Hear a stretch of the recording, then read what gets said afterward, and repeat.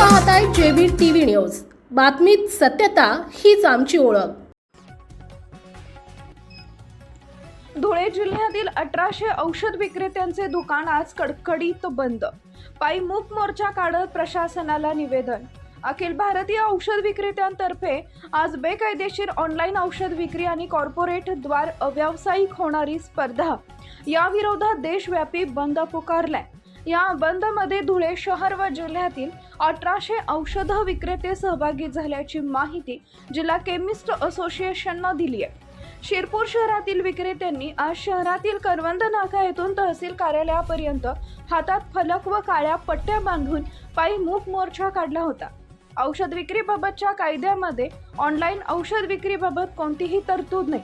केंद्र सरकारने इंटरनेटच्या माध्यमातून ऑनलाईन औषध विक्रीबाबत अधिसूचना काढली आहे, परंतु त्याचे गद रूपांतर झाले नसताना देशभरात इन औषध विक्री सुरू आहे। याबाबत उच्च न्यायालयाने ऑनलाईन औषध विक्रीला स्थगिती दिली आहे। कोरोना काळात होम डिलिव्हरी देण्याबाबत विशेष सूट दिली होती, तसेच नफा देण्याबाबतही कॉर्पोरेट कंपन्यांकडून डिस्काउंट दिले जात आहे।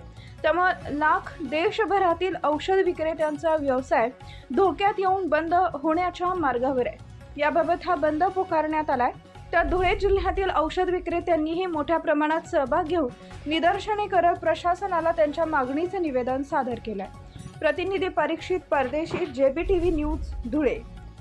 मी अतुल दरबार सिंग सिसोदिया, शिरपूर शहरातील एक छोटासा केमिस्ट बांधव असून आज आम्ही संपूर्ण शिरपूर तालुक्यातील व महाराष्ट्र राज्याच्या केमिस्ट असोसिएशनच्या मार्फत तहसीलदार साहेबांना निवेदन या ठिकाणी देण्यासाठी एकवटलेलो आहोत। तहसील FDA मार्फत वेगवेगळ्या प्रकारच्या कायद्यांची अंमलबजावणी करून औषधीची विक्री व्हावी असे हजारो नियम आमच्यासारख्या साधारण केमिस्ट बांधवांना या ठिकाणी देण्यात आलेले आहेत। परंतु ऑनलाईनच्या मार्फत नशेच्या गोळ्या असतील, गर्भपाताच्या गोळ्या असतील, यासारख्या असंख्य अशा कोडिंगच्या सिरप असतील, यासारखे असंख्य असे जे ड्रग्ज आहेत की जे शासन साधारण दुकानदाराला विक्री करता, मज्जाव करता अथवा बंधन करतं, असे ड्रग्ज हे ऑनलाईन मार्फत सर्रासपणे विक्री होत आहे आणि यामुळे होणाऱ्या नागरिकांचं जे नुकसान आहे ही गोष्ट टाळण्यासाठी आज संपूर्ण केमिस्ट बांधव या ठिकाणी एकवटलेले आहेत आणि त्याच्या संदर्भातच आम्ही निवेदन या ठिकाणी सादर करतोय। हा बंद सरकारचा लक्षवेधी बंद म्हणून आम्ही एका दिवशी ठेवलेला आहे। जर यदा कदाचित यावरती व लोकांच्या जीवनाशी सरकारने सुरू असलेला खेळ जर बंद नाही केला तर आम्ही भविष्यात हा तीव्र स्वरूपाचा आंदोलनाचा इशारा आज या निवेदनाच्या मार्फत या ठिकाणी देत आहोत। धन्यवाद। हा ऑनलाईन फार्मसी बंद झाला पाहिजे यासाठी आमचा मूकमोर्चा निघाला आहे। आदरणीय आप्पासाहेब जगन्नाथजी शिंदे जे आमचे नेते आहेत ऑल इंडियाचे, आज टोटल 12.5 लाख केमिस्ट लोकांचा बंद आहे। बंद का? गव्हर्नमेंटने 2018ला GSR 817 पारित केला, ज्यात सरकारमध्ये त्याची कुठली तरतूद नाही। त्याच्यानंतर कोरोना काळामध्ये GSR 220 पारित केला, त्याचं पण कायद्यात कुठलंही रूपांतर झालेलं नाही आहे। कोरोना जाऊन 5 वर्षे उलटून गेली तरी तो कायदा मागे घेतला नाही आणि जो 817 आहे त्याच्या पण गव्हर्नमेंटने पारित नाही। त्या विरोधामध्ये आमचा हा बंद पुकारला आहे। वारंवार सरकारला वेळ मागून सुद्धा आमच्या वरिष्ठांना वेळ मिळाली नाही, त्यानुसार म्हणून आम्ही हा बंद पुकारलाय आज एक दिवशी। आणि त्याच्यानंतर बंद का? कारण आज आमचा हा व्यवसाय आहे, हा drug and cosmetic act 1940 rule 1945च्या अंतर्गत येतो। ऑनलाईन साठी कुठलाही नियम नाही, काही नाहीये।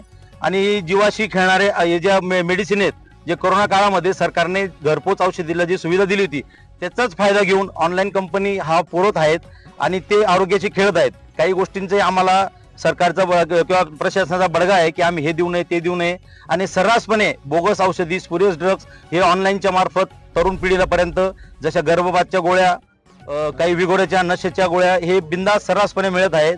आणि काही कॉर्पोरेट कंपनी आम्हाला त्यांचा नफा जाळून आमच्याशी स्पर्धा करत आहेत, कारण शेवटी औषधांच्या किमती हे केंद्र सरकारने ठरवले आहेत आणि आमचं मार्जिन सुद्धा केंद्र सरकारने ठरवलं आहे।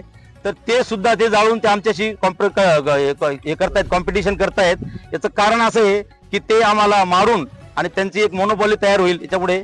आणि शेवटी एक निवेदन आम्ही असं करतो की शेवटी हा औषध व्यवसाय हा एसेन्शियल कमोडिटी म्हणजे अत्यावश्यक सेवेमध्ये येतो।